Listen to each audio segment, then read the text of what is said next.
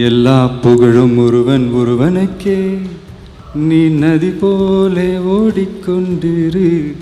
வணக்கம் நண்பர்களே. சினிமா, அரசியல், பொது வாழ்க்கை என எதை எடுத்துக்கொண்டாலும் ஒரு உச்ச நட்சத்திரத்தை நோக்கி பாராட்டுக்கள் எந்த அளவுக்கு வருமோ அதைவிட பல மடங்கு விமர்சனங்களும் எதிர்ப்புகளும் வரும். ஆனா அந்த விமர்சனங்களை எல்லாம் ஒருத்தர் எப்படி எதிர்கொள்றார் அப்படிங்கறதுல தான் அவரோட வெற்றியே அடங்கியிருக்கு. அந்த வகையில இன்னைக்கு நம்ம தமிழ்நாட்டுல பல கோடி ரசிகர்களை கொண்ட நடிகர் விஜய் அவர்களிடம் எனக்கு ரொம்ப பிடிச்ச, நாமெல்லாம் கத்துக்க வேண்டிய ஒரு மிக முக்கியமான குணத்தை பத்தி தான் இந்த வீடியோல பார்க்க போறோம். அதுதான் அவரோட பொறுமை. அந்த லைஃப்ன்ற அந்த கேமை பார்த்து விளையாடுங்க. என்ன நண்பா, என்ன நண்பி? விஜய் அண்ணாவோட சினிமா பயணத்தை ஆரம்பத்திலிருந்து கவனிச்சவங்களுக்கு நல்லா தெரியும். அவர் கடந்து வந்த பாதையில இல்லாத விமர்சனங்களே இல்ல.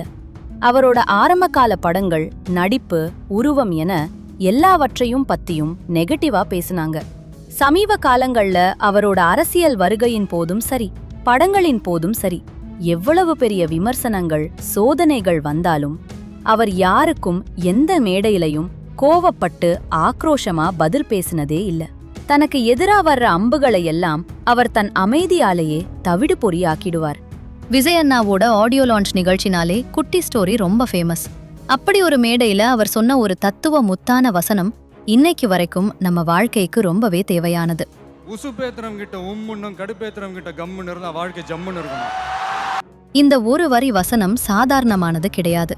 நம்மள தேவையில்லாம வம்பு கிழத்து கோபப்பட வைக்கணும்னே ஒரு கூட்டம் சுத்திட்டு இருக்கும்.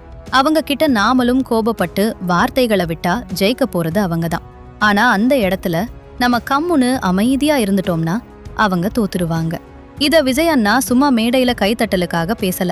அவரோட நிஜ வாழ்க்கையிலையும் அதை அப்படியே கடைபிடிச்சு காட்டுறார்.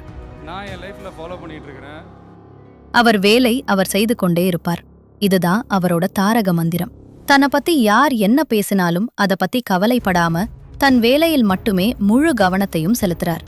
அதனாலதான் ஒவ்வொரு படமும் பாக்ஸ் ஆபீஸ்ல இமாலய சாதனை படைக்குது. நதியில கல்லெறிஞ்சு விளையாடுவாங்க, நதி பாட்டுக்கு போயிட்டே இருக்கும்.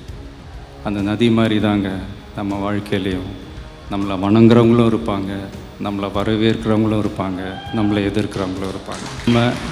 நம்ம வேலை, நம்ம கடமையை செம்மையாக செஞ்சுட்டு அந்த நதி மாதிரியே போய்கிட்டே இருக்கணும். நம்ம ஊர்ல ஒரு பழமொழி சொல்லுவாங்க, பொறுத்தார் பூமி ஆழ்வார் அப்படின்னு.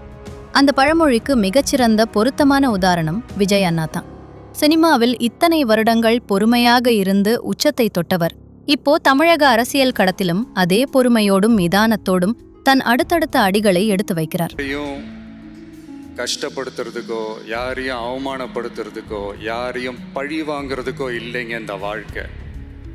நான் முடிஞ்ச வரைக்கும் முன்னாடியே சொன்ன மாதிரி சின்ன சின்னதாக ஒரு நல்லது, ஒரு சின்ன சின்னதாக ஹெல்ப் இது செஞ்சு பாருங்களேன். எங்கேயோ ஒரு இடத்துல ஃப்யூச்சரில் உங்களுக்கு இது கை கொடுக்கும் அப்படின்னு நான் நம்புகிறேன். பிடிச்சிருந்தா எடுத்துக்கங்க, இல்லைனா விட்டுருங்க. நண்பர்களே, விஜய் அண்ணா கிட்ட இருந்து நம்ம கத்துக்க வேண்டியது இந்த சைலன்ஸ் மற்றும் பொறுமைதான். நமக்கும் வாழ்க்கையில பல விமர்சனங்கள் வரலாம். அதுக்கெல்லாம் வார்த்தைகளால பதில் சொல்லாம நம்ம உழைப்பாலையும் வெற்றியாலையும் பதில் சொல்லணும். உசுப்பேத்துறவங்க கிட்ட உம்முனும் கடுப்பேத்துறவங்க கிட்ட கம்முனும் இருக்க பழகிப்போம். உங்களுக்கு விஜய் அண்ணாவோட இந்த குணம் பிடிக்குமா? அவர் சொன்ன குட்டி ஸ்டோரிகள்ல உங்களுக்கு பிடிச்ச வசனம் எது அப்படிங்கறத கீழே கமெண்ட்ல சொல்லுங்க.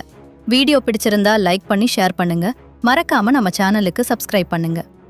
நீங்கள் ஸ்நேகம் போல் மண்ணில் எங்கும் அண்ணன் கண்டில்லவோ செய்யா, ஒருத்தனு வாரானே திருத்திட போறானே தங்கமே. பிளாஸ்ட். நன்றி, வணக்கம்.